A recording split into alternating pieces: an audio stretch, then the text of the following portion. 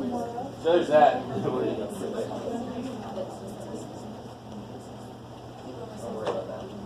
All right, guys, I want to do a few examples that are directly related to your homework that you got to do.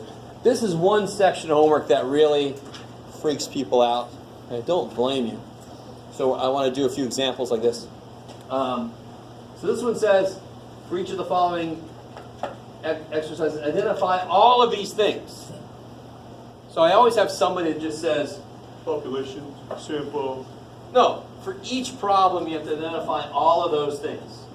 Right? The population, the sample, the parameter, the statistic, the variable, and the data. You've got to tell me all of those things. With me? So, let's look at the first problem. I did say 11:35, right? 40. Oh, it's 40. Shit. All right, I'll wait.